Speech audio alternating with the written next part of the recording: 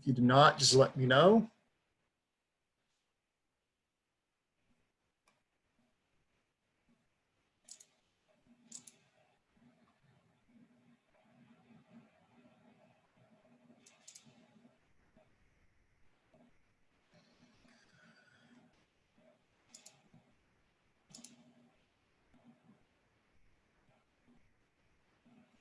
Well, on the bright side, I guess I don't have to teach this class 4 times in a row anymore. I can at least teach you all at the same time now.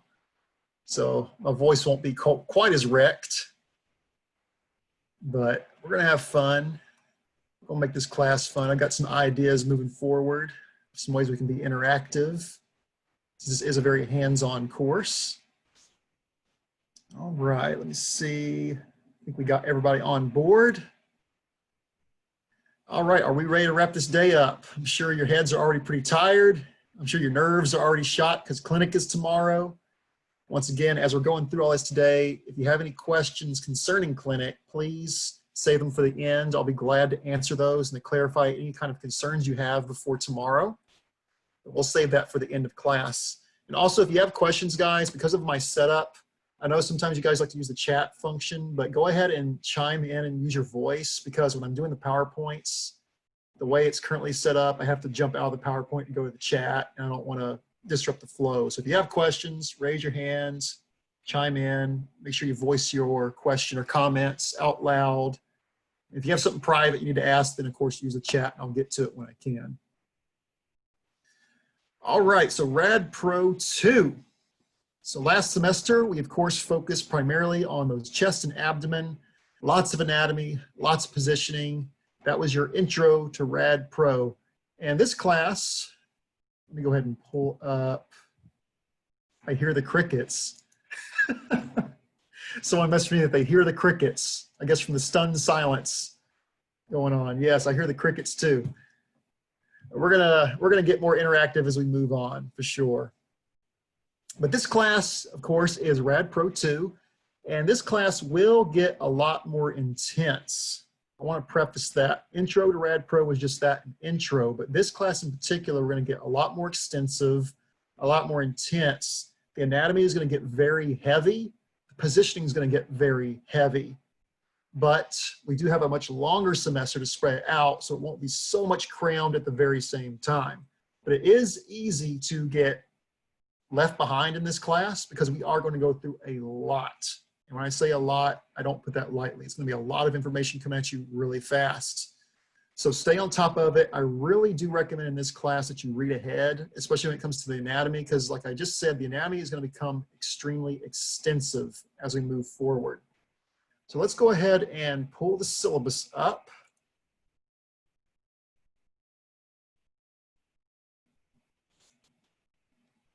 Go.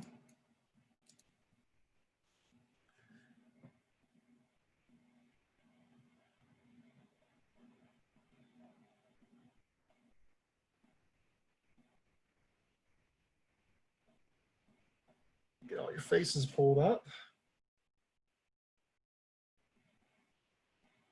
And everyone can still hear me okay? I'll make sure the audio is good. If my audio is not good, just let me know. All right, so Rad Pro 2, this class will take place on Monday and Wednesday at 1 o'clock sharp. Oh, those after lunch courses, gotta love them. So, you know, make sure when you're eating your lunch, you don't put yourself in a food coma like I tend to do, because we got a lot to get through in this class. But 1 o'clock on Monday and Wednesday, it does last all the way till 2:30. And I do suspect we will go till 2:30 almost every day, because we do have a lot of information to get through. Do keep in mind, much like the previous courses on Fridays, the time will change. Your course will be from 10:30 to 12 o'clock on Fridays only. So Monday and Wednesday, 1 to 2:30. Fridays will be 10:30 to 12 o'clock. Please make sure you do not forget those time changes. It's easy getting those routines and we forget when the times are changing. Don't want to be late. You don't want to miss any of these classes so you don't get left behind with all the extensive information we'll be going through. That. Okay, so intro to RAD procedures. Of course, your prerequisite, you all had intro to RAD procedures, therefore you are all qualified for RAD Pro 2. And we're going to be expanding our knowledge on all these procedures, all this anatomy as we move forward, specifically focusing on that appendicular skeleton. This whole course will revolve around the appendicular skeleton. We won't get to the rest until Rad Pro 3. This is where all your goals and objectives are. If you want to read through those, that's everything we'll be going through in this course, everything that you'll be knowledgeable of by the end of this course. Your required text will still be Bontrager. I do recommend reading ahead in that book once again, especially when it comes to anatomy, because there's going to be a lot coming at you. The workbook, I do once again recommend the workbook with the exercises. It's not required. I won't require you to do it as homework, but if you want an extra boost for your exams and your registry, I highly recommend using that workbook to supplement the material in between classes, to quiz yourself. Don't just look at the answers in the back of the book. Test yourself and see how well you do. That will help you when you get to your registry. I can promise you that. That workbook is a wonderful resource. I highly recommend it, but it is not required. Of course, your handbook. Do keep that handbook on standby when you go to lab. Also bring it with you to clinic.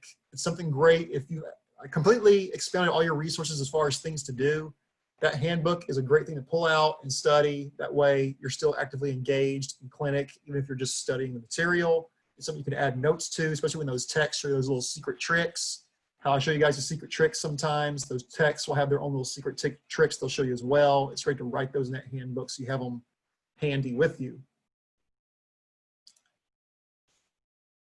And of course, this does go hand in hand with lab. As you learn the material in lab, we will also learn it in class. Me and Mr. Fong did design the course to be hand in hand, so neither of us should be ahead of the other one. We should always be on the same page. If you ever notice we are out of line, let one of us know. We're always making sure that we're staying right where we need to be together.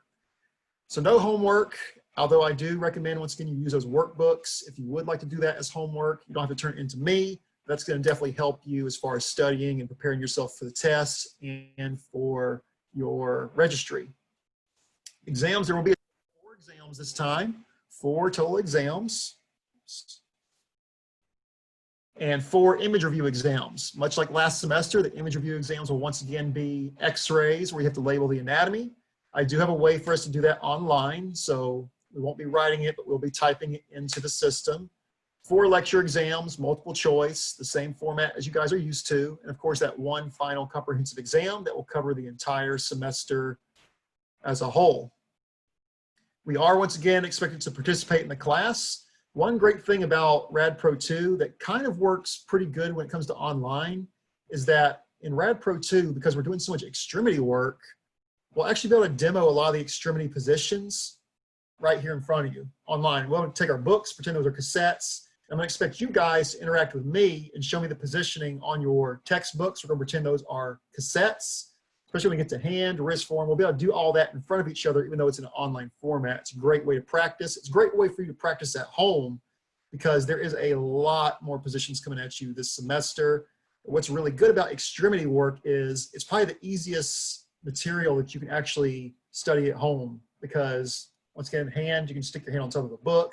You can stick your foot on top of a book, your elbow, your forearm, your leg, what have you, and practice those positions very easily in your home environment as well as interactively online. For the course grading, of course, your lecture exams will be 40% of your grade. Those image review exams will be 25% of your grade. And then that comprehensive final exam will be a total of 35% of your overall grade. Still 7-point grading scale. You do need that 76% to pass the course. And here's all our policies once again, should you choose to read that. I will not, that's for you. And then down to our schedule. I do once again have all the page numbers laid out for you guys in Bontrager. Do make sure you review those page numbers, read ahead. Otherwise, you are going to get overwhelmed very quickly in this course. I do not put that lightly. This is where Rad Pro becomes very extensive.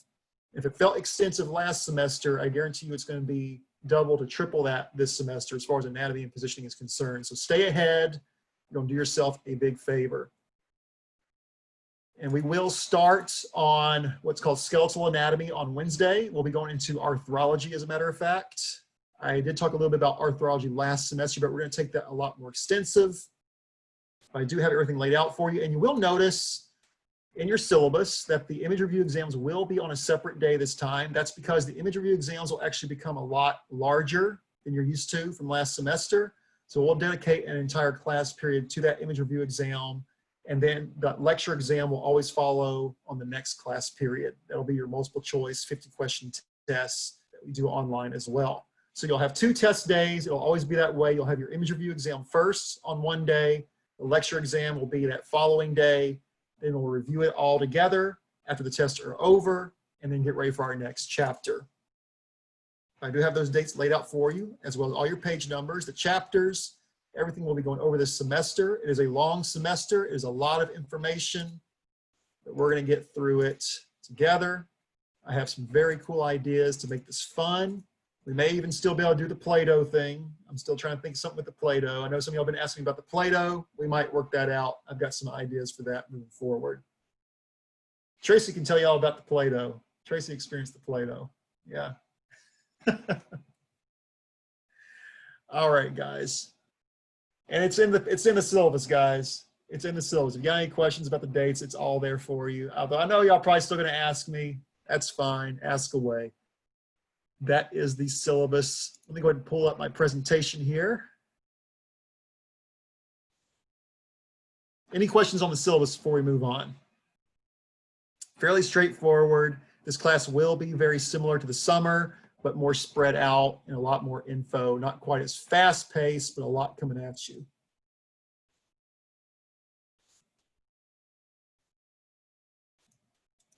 Hang on. There we go.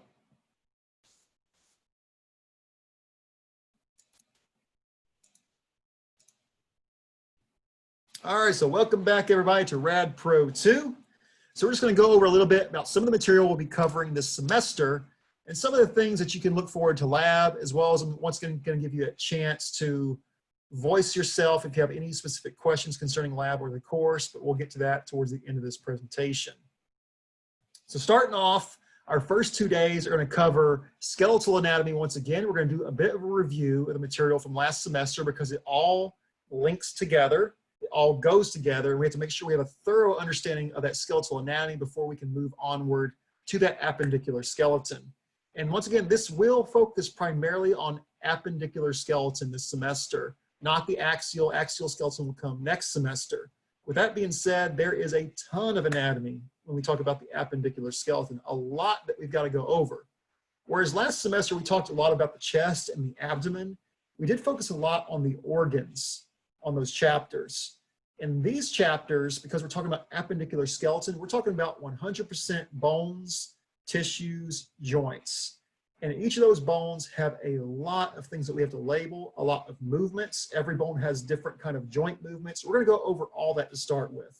We're going to talk about that arthrology in a more specific manner. We're going to go over all the joint types, what bones those are involved with, as well as their motions, and they all have alternative names as well. That'll be the first thing that we start with starting on Wednesday.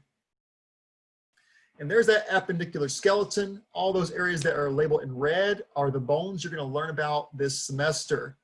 Now, just glancing at it, it doesn't seem too bad, but if you can remember from A&P, each of these bones have numerous landmarks upon them, and we do have to learn all those landmarks. We use those landmarks for positioning, we use them for labeling, we use them for picking out pathology, looking at fractures, all the above. And we are expected to learn every one of those little pieces of anatomy. Kind of like this right here. Now that looks heart attack inducing. I'm sure you're like, oh my God, do I have to know all those pieces of anatomy? Yes, we do need to know all those pieces of anatomy. And we're going to learn them on the models as well. Sorry, I think one of my kids is hitting on one of the doors back there. It was making some noise. We have to learn all those pieces of anatomy on the models as well as the radiographs. And we can see all this anatomy that you see labeled before you. Every single bit of that anatomy can be identified on a radiograph.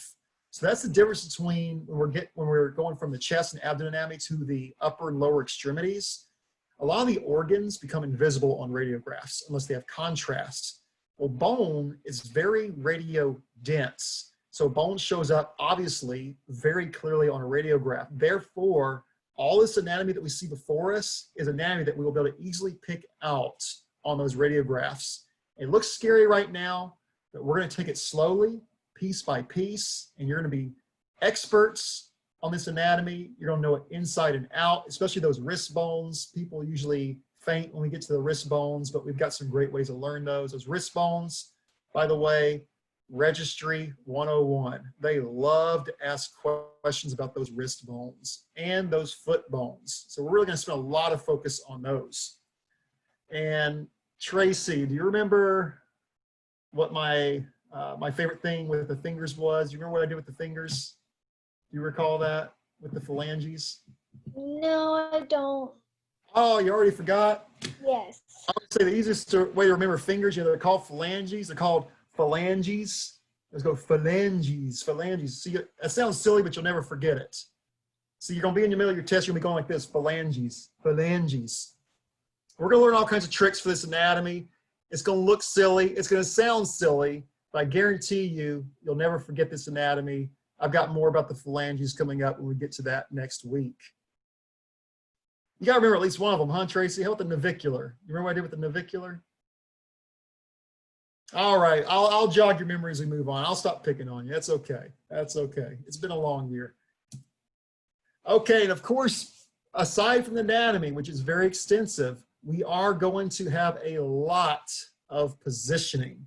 And I don't put that lightly. The positioning multiplies when it comes to upper and lower extremities. We have a lot of positioning that we have to learn.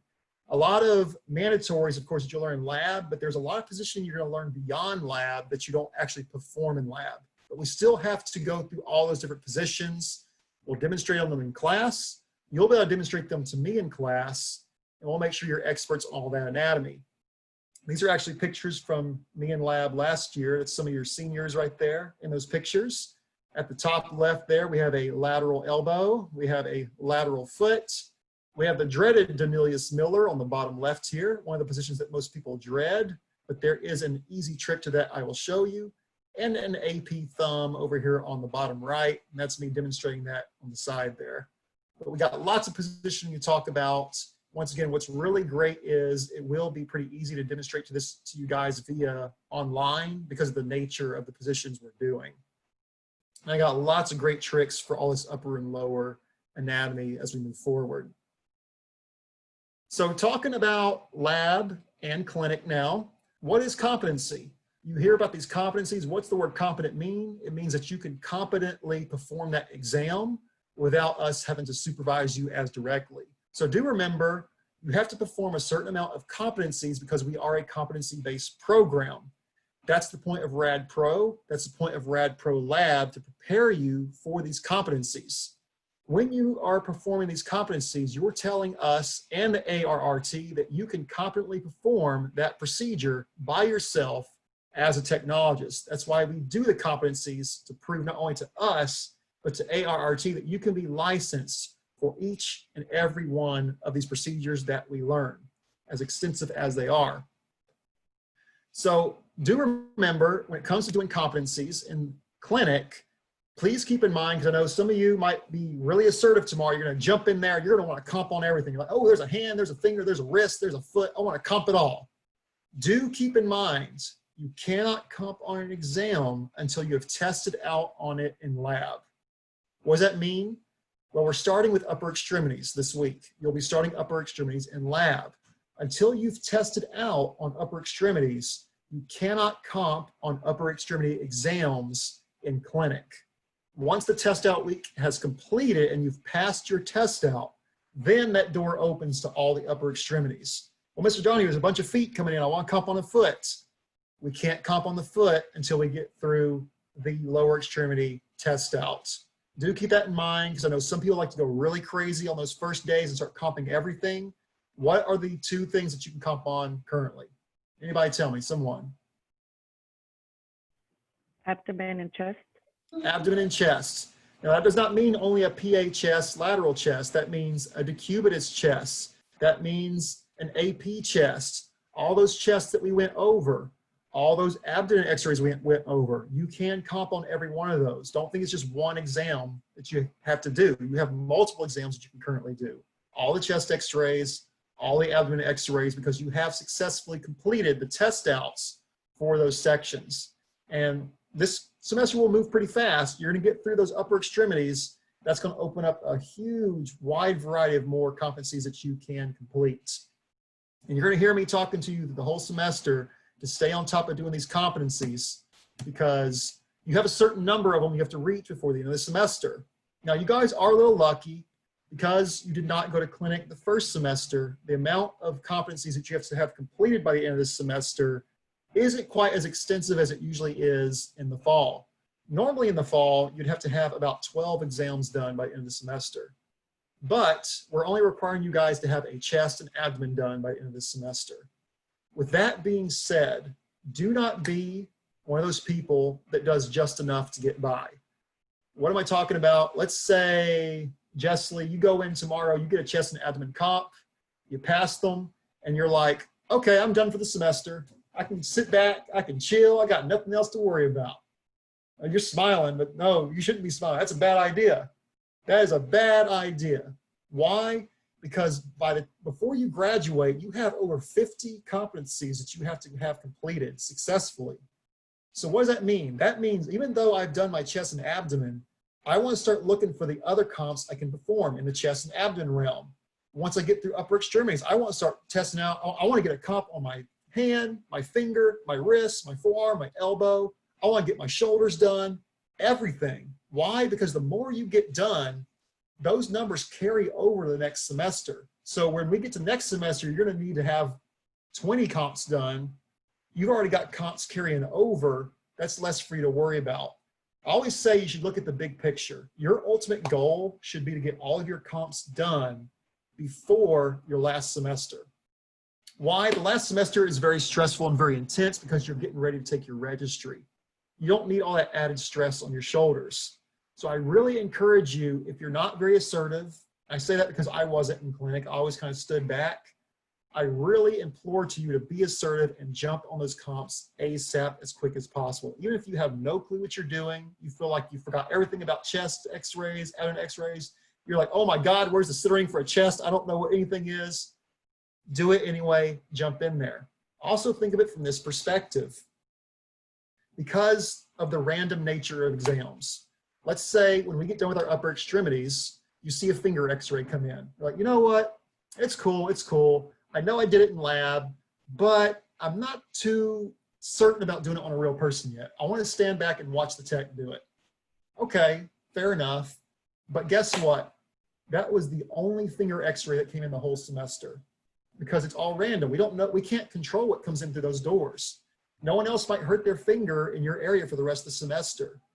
So that's why I say jump on it, even if you have no idea what you're doing, because that may be the only time you see that competency for that whole semester. You may have lost your chance. You get all the way to your last semester and a finger never came in again. Now that's not likely to happen, but when we get to things such as pediatric chest, pediatric exams, the more rare exams, you never want to miss out on that opportunity to do a comp and then be biting your fingernails down to the core. When you're at your last semester, you're praying for something to come in and it's not coming in. So do not do that to yourself. From day one, guys, I encourage you, jump in there tomorrow. Just jump on every chest x-ray, every abdomen x-ray, get those comps. I want to come back to you guys. In fact, I want to come back on Wednesday and someone tell me that they've already got a comp done on a chest. That's my homework to you today. Someone needs a comp on a chest. I want you to have those bragging rights. I want to hear all about it. We're going to talk about it as a class, but make it a competition. See how much you can do before the end of this semester. I love competition. I love a healthy competition. Push yourself, and I promise you, you will be so happy when you get to that last semester, and all you've got to worry about is passing your classes and getting ready to take your registry. Your comps are behind you. All that weight's off your shoulders. You can focus on getting your license. Trust me, you'll be so happy that you did that.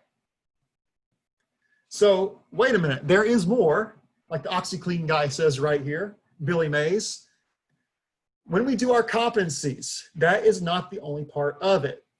Now do make sure, because I get this constantly, and you're gonna annoy your technologists. They're gonna say, oh, I'll get to it, I'll get to it, I'll get to it. But you have to hound them a little bit.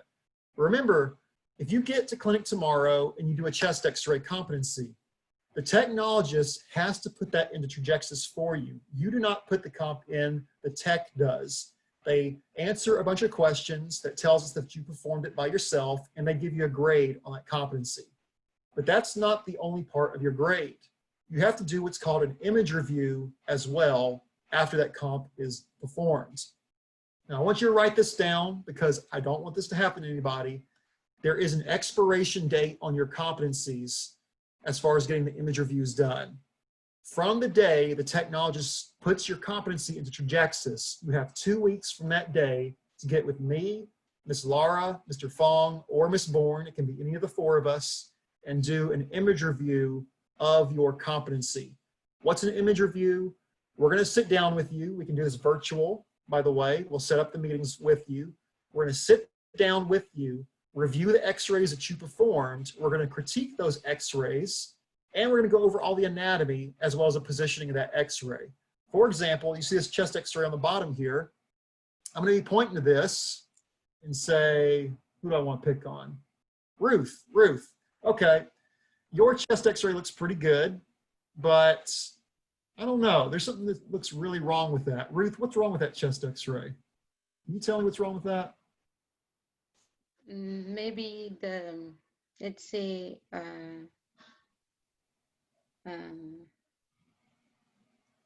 the positioning, maybe. The positioning is quite bad because it's rotated. Can we see the rotation there? That's a rotated chest x-ray. Also, man, that heart's on the wrong side. That x-ray was not flipped the right way. And look at this, we're cutting anatomy off. Okay, pretty good, Ruth. You know, you passed the x-ray, but we'll be taking a few points off on the positioning and a few points off on the collimation.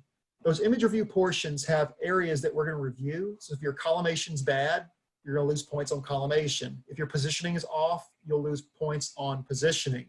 You can only lose so many points before that's considered a fail, and that competency would not be a pass. So when we talk a lot about delivering quality x-rays, you really want to remember those positioning aspects that we reviewed and deliver a quality x-ray. If there's artifacts in the way, we talked a lot about artifacts last semester. That's points that will be taken off of your overall exam. I'm going to ask you, Ruth, where's the central ray go for a chest x-ray? Where's the central ray go? 7. T7. T7. I'm going to point right here and say, Ruth, what's that anatomy right there? Oh, that's the iliac region, hilar region. Which one are you pointing? Right down here on the corner of the lungs. Oh, that's the left costophrenic. There you go, the costophrenic angle, costophrenic angle. So all that stuff we talked about is going to come back. We're going to review it together, anatomy, positioning, and you're going to be critiqued on the quality of your x-ray. But do remember, guys, please remember, 2 weeks from the day that technologist puts that competency in for you, make sure you schedule with us and look around right here, guys. There's a lot of you guys that are going to need image review exams. Schedule it early so we can make sure that we get that done quickly, because I'm doing image reviews with you guys, but I'm also doing image reviews with the seniors. So that is a lot of students to shuffle around. And do keep in mind, there's 4 of us. If I say I'm unavailable, you've got 3 other teachers that you can get with. Students tend to flock around 1 or 2 teachers. They kind of develop a favorite teacher to do image reviews with. That's great, that's fine. I'm always available to help you guys, whoever you want to use. But make sure you let us know ahead of time so we can schedule those image reviews properly and get you squared away. And once we do that image review, I'm going to go into Trajectus. I'm going to verify the competency portion. I'm going to verify the image review portion. And that comp is done on your record. It won't ever go away. You're good to go and move forward. If you do not get with us within 2 weeks, the competency falls off and you have to do it all over again. I don't know about you, but that's the last thing I want to happen, especially if I get a really difficult exam. I don't want to lose that comp. So if I was you, I would be scheduling that image review exam immediately. And even if you have a pretty bad x-ray, guys, don't think that you're just going to fail the whole thing. Let's look at it. The grading is quite lenient overall. Even if it's a really rough x-ray, you can still pass, but do keep in mind that goes toward your clinic grade. You might get a lower grade, and that will affect your overall clinic grades. A bit of a balance there. Let's move on here. If you have any more questions about that, I'll answer more questions as we move forward.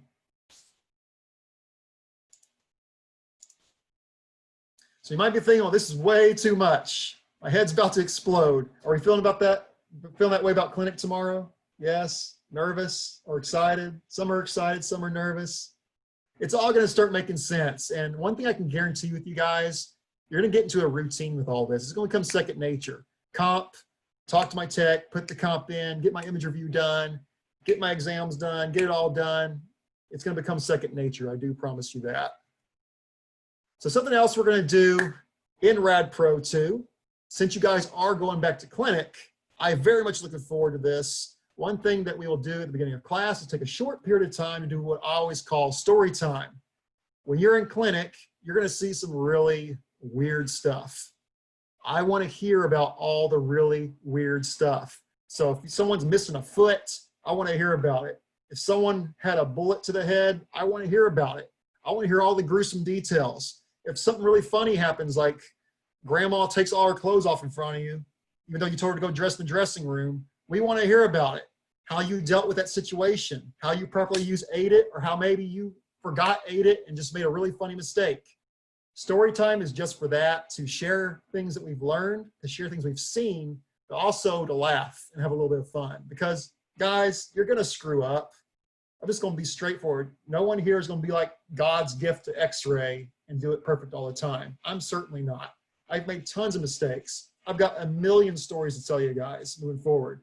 With that being said, I don't want to hear all my stories because I've heard them all a million times. I want to hear your stories. So please, I cannot wait, especially after tomorrow. I suspect someone will have something really funny to tell, especially getting in there for the first time, getting hands-on, doing those chest x-rays for the very first time, being terrified. We want to hear all about it. So don't be embarrassed, because guess what? We're all embarrassed all the time. I am daily, I promise you. Let's have fun, and I can't wait to see what your stories are going to be. With that being said, my guarantee to you guys, what happens here, or what's said here, stays here. What's said in Rad Pro will not leave Rad Pro. What does that mean? Well, let's say as Bede just really does not like her tech, like her tech she's working with just really rubbed her the wrong way, said some really rude stuff. Hey, you can share that. You can share that with me, you can share it with the class.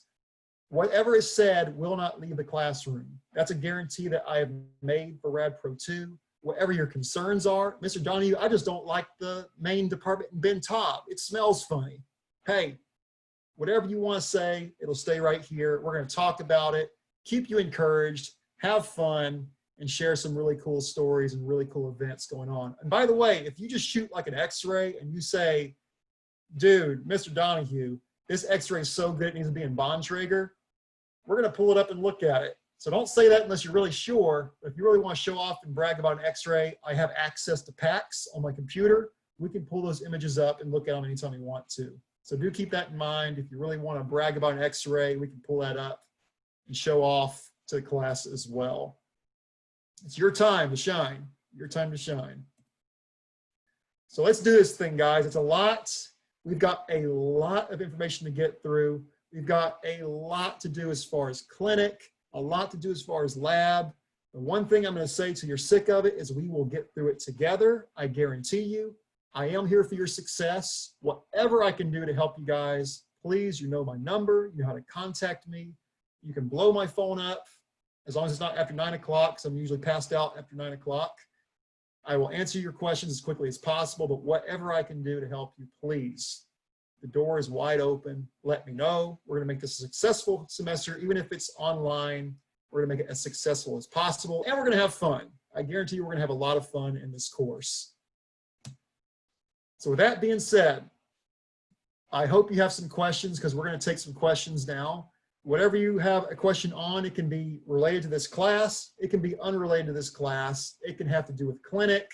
It can have to do with competencies, image reviews, anything you want to ask. This is your time. I encourage you to ask the questions right now. You can do a voice question or chat question, because I can see both, see and hear both. So ask away.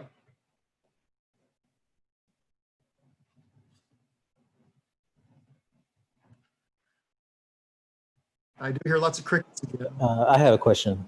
Okay, So sure. if we're going to start doing X-rays in clinic, and we've done the positioning already for abdomen and chest, so we can do those. How are we going to know, like, 'cause we haven't really learned how to operate the X-ray machine in terms of setting all the parameters, or we know how to move it around, but that's about what we know how to do. So you're saying, how can I be expected to comp when I'm like unfamiliar with equipment kind of thing? We're still expected to comp. I know that. So yeah, how do we? I mean, we haven't. The only thing we've said is collimation and Right. position.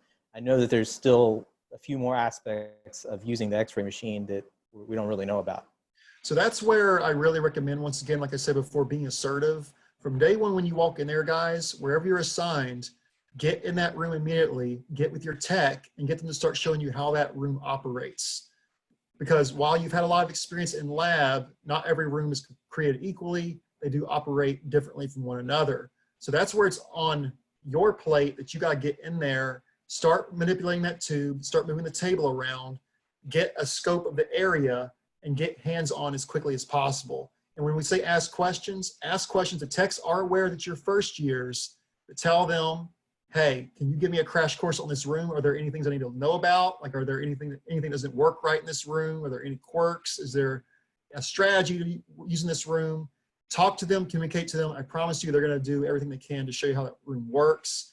And within a few days, some people may take longer, within a few days, you'll be able to operate that room quite fast. And once you're confident in that, then definitely jump on those comps. But yeah, everyone going in tomorrow, you're going to be clueless. You're not going to know how to operate any of that equipment. Some people, it will come fast and naturally. You'll learn really quick. Others, it'll take longer. That's fine, because we all learn differently. We all learn at different rates. But once again, that really is in your court of how assertive you're going to be and how hands-on you're going to be. So when we say keep yourself busy, keeping yourself busy should involve constantly working that room to make sure you're aware of how that equipment works. If there's anything you need to know as far as what does not work, and of course, talking to your technologists, definitely. I think I was asking more really about like technique, like how Like something like KVP and mass. Oh, it's different. Don't worry about that. You're not expected to know KVP and mass for comps yet. Even if a tech says so, the techs will be saying that for you. We don't expect that as part of your competency. So don't worry about that. You have to hit the button, yes. As far as setting the techniques, no, it's not your problem yet. Don't worry about that. Let's see. I have a question that says, has there ever been a student who hasn't gotten a comp for their first clinical rotation? Not since I've been here, but there have been some that cut it really close. As in, they were very hesitant through the whole semester, and they literally waited to the last week to get their comps done. And it was a lot of unnecessary stress. Do not do that to yourself. It's going to be a nightmare, I promise you. But so far, no, we haven't had anybody that has failed to do that. Oh, you're talking about the rotation. I'm sorry. I thought you meant the first semester. First rotation, yeah, it's quite common to not get a comp on your first rotation. Yes, don't feel bad if you go through your first 2 weeks and you don't get a single comp done. You're getting familiarized with the environment still. You're getting familiarized to the hospital, the clinic, the room. If you don't get that right away, don't worry about it at all. It's not uncommon at all. But everyone always gets, most of the time, everyone gets all their numbers before the end of the semester. And most people do have comps carrying over, because once you get into the synchrony of it, you're going to start moving fast. You're going to get more confidence. You're going to be jumping on those comps as they come in. Good questions. Good questions. What else? What can I expect? Like, my first rotation's fluoroscopy. So what can I really expect, like, to be doing there? I know I won't be able to do any like comps or anything there. Well, not necessarily. So one thing you'll find, Jonathan, this is where you got to make sure you talk to your technologists. When it comes to fluoroscopy, a lot of fluoroscopy involves upper GIs, esophagograms, barium enemas, but they do what's called a scout image. In the scout image, they're going to do an X-ray of the abdomen. That's a KUB. You can comp out on that scout image because that's considered a KUB. But you just need to make sure you communicate it with your technologists. Remember, there's ways some of these rules, we have rules, but some rules can be broken and stretched a little bit. It's all about how you're communicating to those techs properly. But yes, you can, even if you're in fluoro, you can get some comps done. Depending on the facility, they even do scout images on esophagograms, where they'll do a chest, like an AP chest. That's a possibility as well. So make sure you ask your tech, is there any normal chest or abdomen x-rays that I can acquire from this fluoro exam? As far as what you'll be doing in fluoro involves a lot of assisting the radiologists. You're gonna be setting the room up. You're gonna be managing the barium that the patient has to drink or the barium that's injected. You're gonna be helping that patient be manipulated on the table, as well as assisting the radiologist if they need anything at all.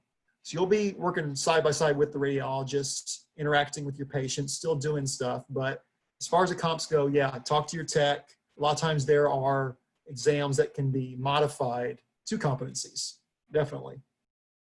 Cool. Thanks. No problem. Good questions. What else? You can type them in the chat as well if you don't want to say it out loud.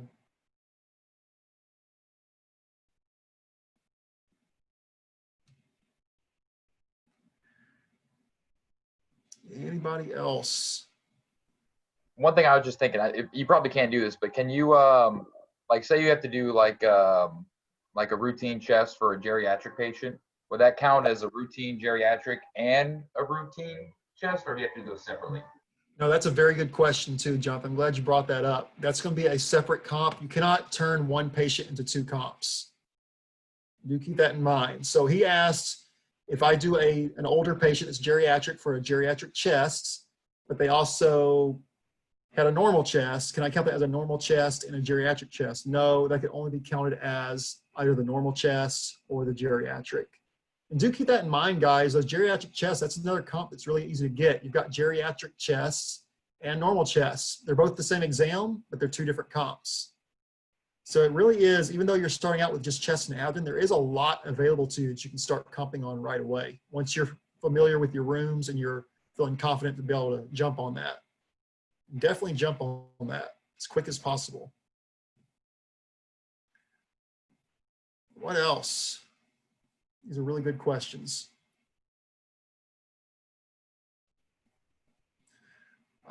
While you're thinking of those questions, I will say, make sure you stay on top of your logs. You have to log your exams that you do every day.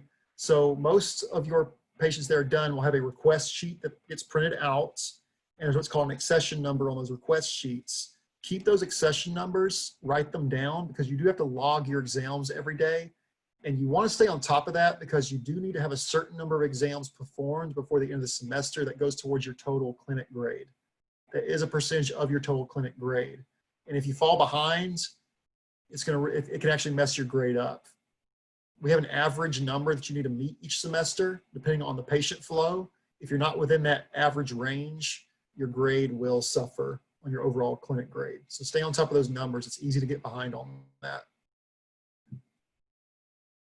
When you say exams, are you talking about like comps, or is it something different? Just every exam that you work on. That's not comps. That's just, let's say you go in tomorrow, you don't comp on anything, but you did 10 chest x-rays. You need to write down all 10 of those chest x-rays and put those numbers into Trajexis. That's part of your daily logs.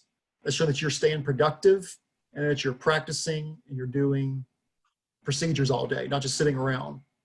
Even if you're just assisting the technologist tomorrow, for example, if it's Yeah. Even if you're just watching, yes.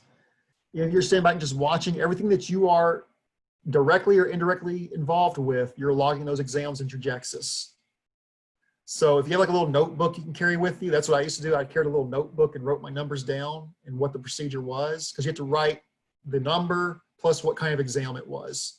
I mean, I'm sorry, you have to put that in Trajexis, the number and the type of exam it was. So write that down. And believe me, guys, do it at the end of the day. Seriously, before you leave, get on the computer and put those in, because if you don't, you're going to forget. And all of a sudden you got like 200 exams you got put in by the end of the semester. I don't know about you. That's the last thing I want to be doing when it's finals time. Don't do that to yourself. Stay on top of it every day. Log those exams at the end of the day. There's usually a little period of time you'll have before you leave. You can put those in really quick. So if it's one exam or if it's 20, put them in every single day. Yeah. Can you tell us, give us an idea of how many how many like exams do we have to have by the end of the?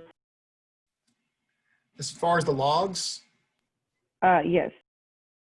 that depends on the patient flow.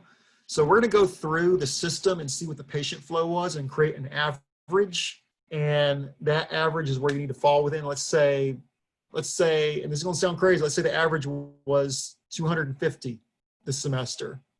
Yes, it's quite normal and quite easy to acquire that many exams really quickly. If you're not within that 250 range, let's say you only got 50, you're going to get probably around a 60% for that portion of your clinic grade, because we're going to base it on that average of daily logs. So you all have a very balanced schedule, and we balance those numbers around that schedule. So if you're staying productive, you should easily, in fact, you should exceed those numbers quite easily. It's all about staying on top of those numbers, writing them down, and putting them in as quick as possible. And don't lose them. Do not lose them. Don't lose your numbers either. This is another good reason to write them down, guys. When it comes to comps, we've got to pull those up in Trajexis to see the, in PACS to see your image. Write down those numbers, whether it's a log or an actual competency. Because if you can't find the number, we can't find the comp, we can't count the competency. So if you come to me and say, hey, Mr. Donahue, I did a chest, but I lost my number, we can't count it because I can't pull it up to verify you actually did that exam. So hold on to all those numbers. You're gonna have a notebook full of them by the time you graduate. But if we ever need to go back and reference anything, let's say a comp got lost along the way, we can go back and reference that and find it. Hold on to all those numbers. That's a log you need to keep for yourself, as well as maintaining your comps and keeping your clinic grade up.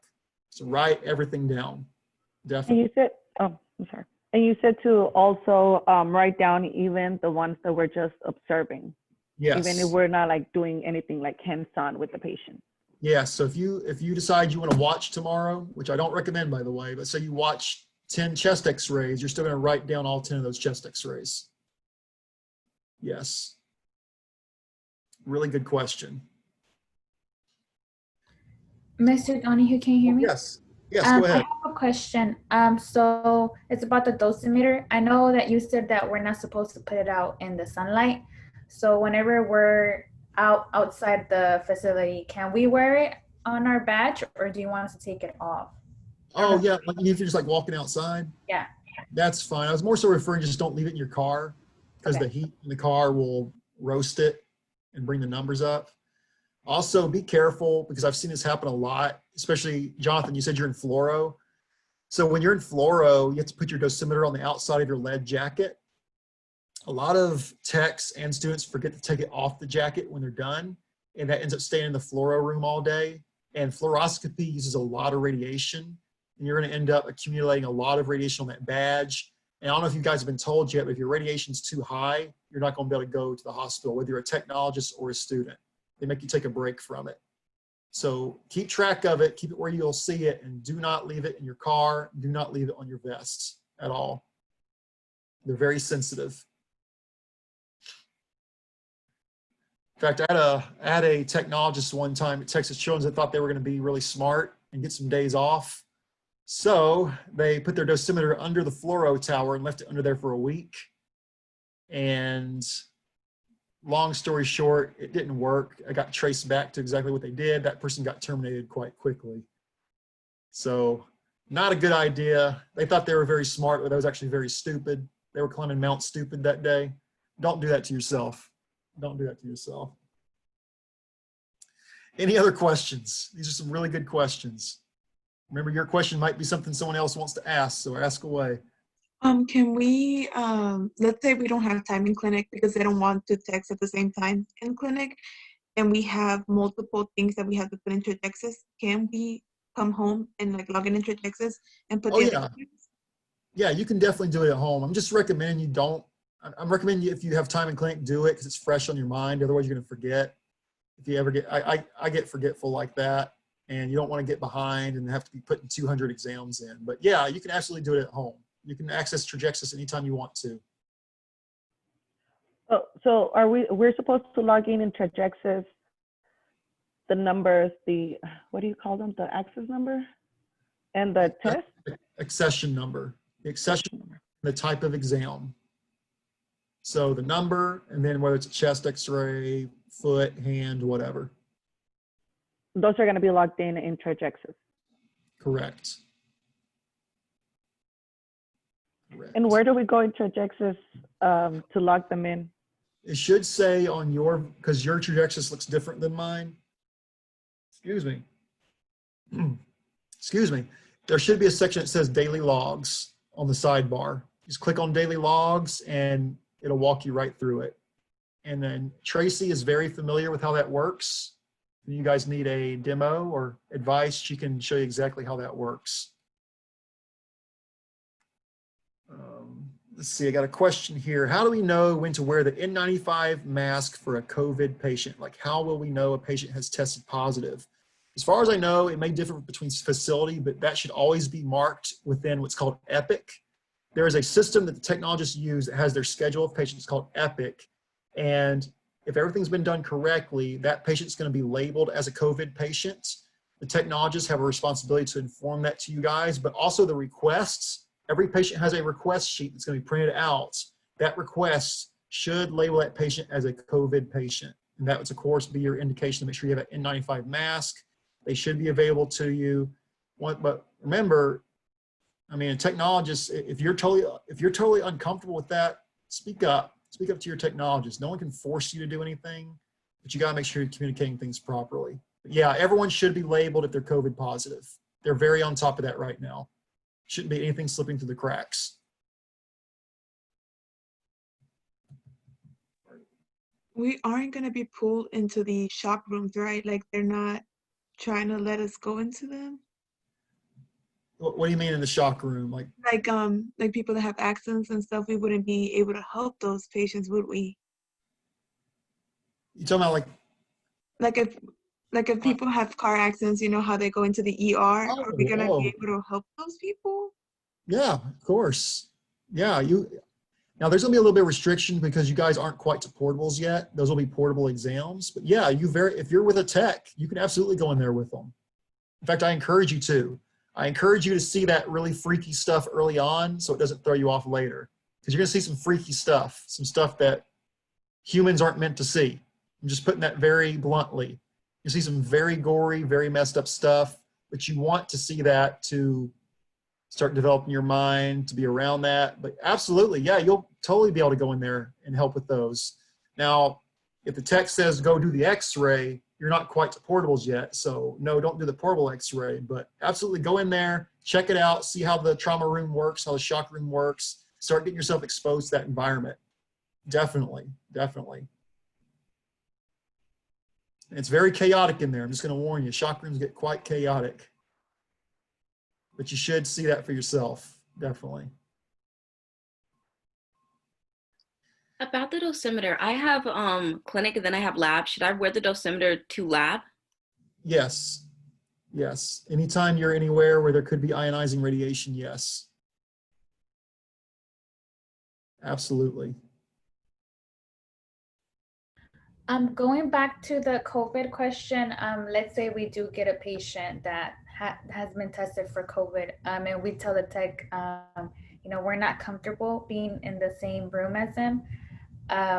Will the tech, how do I say it? Like, will the tech email you and report it to you that we didn't want to be there with that person? Or like, how does that work? Like, how would that affect us in as far as our behavior and, you know, like, I don't know if I'm making sense. I get what you're saying. And a lot of it depends on the tech. I mean, you got techs with different personalities. Some might be like, huh, what's wrong with Amy? She's lost her mind. She don't want to do COVID. I'm going to tell Miss Laura. You know what? As long as you're communicating properly, you're covering your tracks. Now, if you just sit back and say, I don't feel like doing that. I don't want to do any COVID. And you don't explain why. Yeah, that'd be a problem. As long as you're communicating properly, though, that's not going to be held against you. Just make sure you're communicating it appropriately. Hey, so-and-so, I'm not refusing to do this exam, but I do not feel comfortable doing this. Do you mind if I just observe you doing this patient? Just put it like that. Do you mind if I just observe you doing this patient until I'm more comfortable doing it? That's usually the best response. If they try to make a stink about it, we're used to that because some techs are just that way. That's not going to be held against you at all. No. Now, if you're in there and you're refusing to do anything at all, that might be a problem, of course, but it's all in how you're communicating it. It's all in what you're doing daily at the clinics. Most techs are going to be pretty understanding of that. They know you guys have been out of clinic and that you're really nervous about all this. Just talk to them, be sincere, be honest. They'll work with you. What else? These are some really good questions.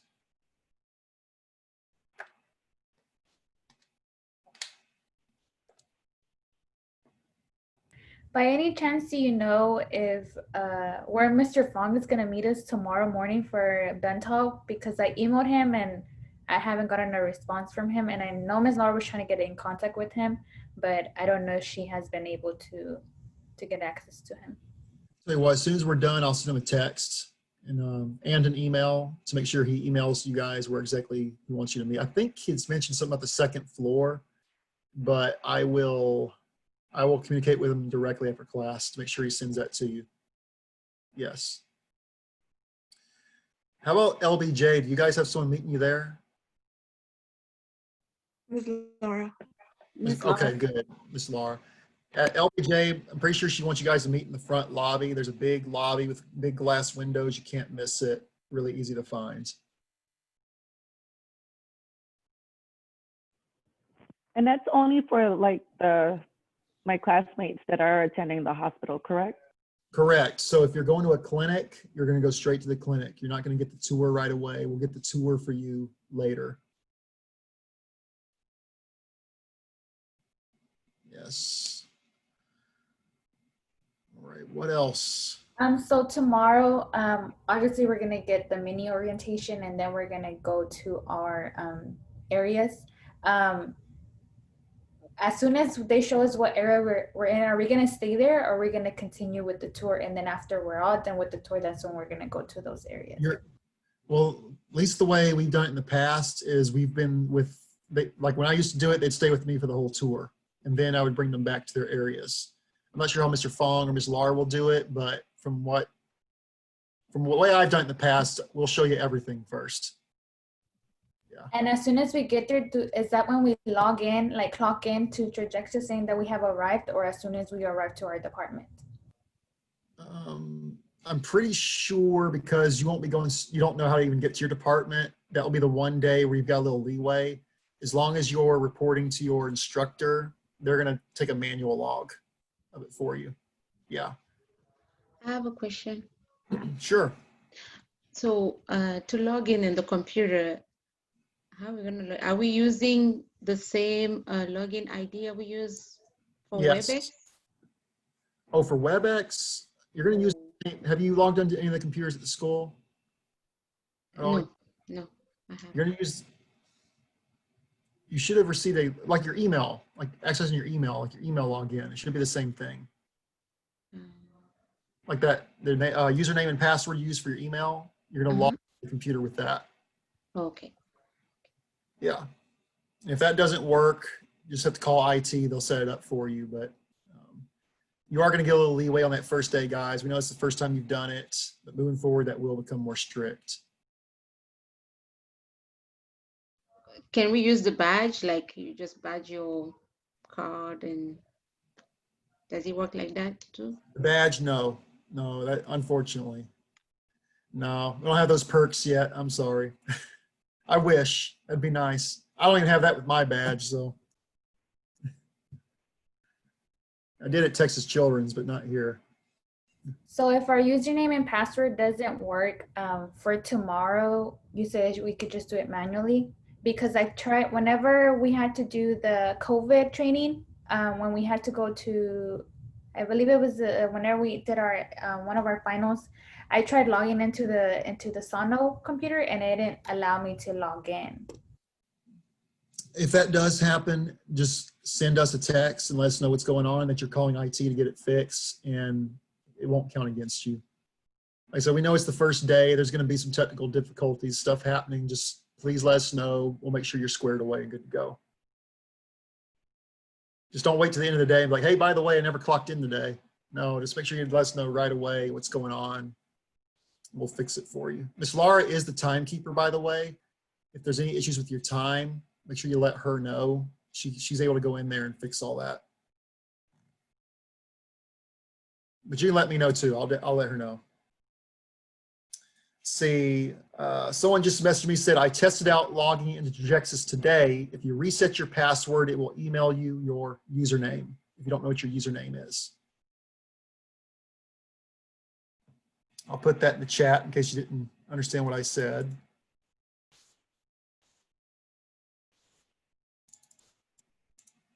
There you go. Anybody else? Any concerns or questions? Should the computers themselves already be logged in, or are we going to have to log into the physical computers and then Trajexis?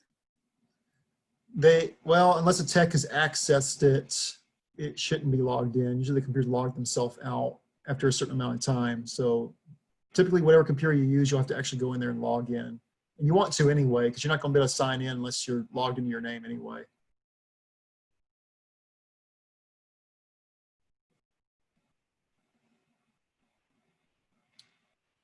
All right, what else?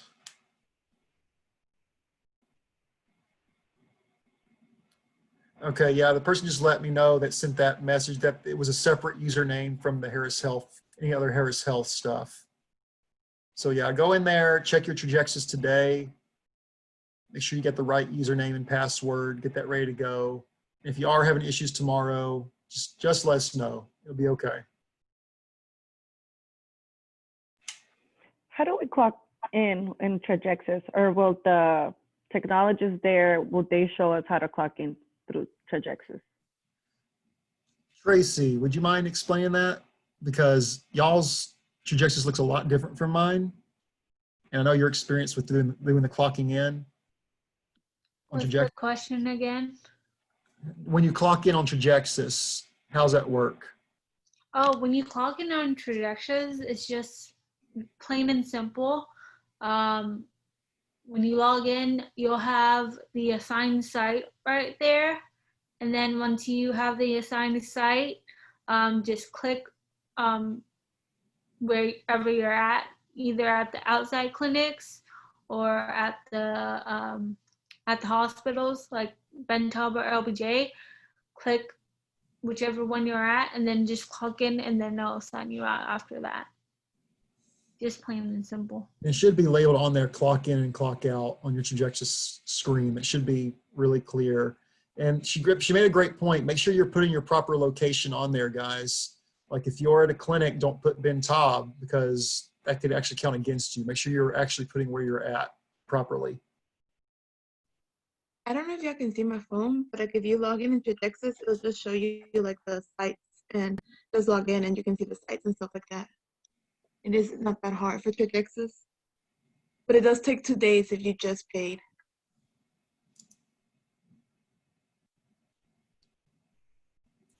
Yeah, just make sure it's all working for you guys. And it is very self-explanatory on the site. Everything is very clearly labeled.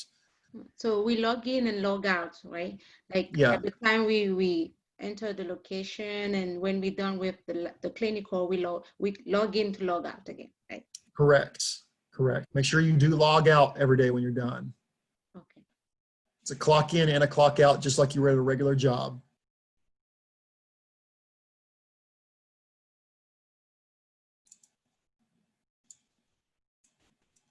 I'm going to send you the link that John sent me here of the site. Thank you, John. Put that in the chat for you guys. All right, what else, guys? Anything else?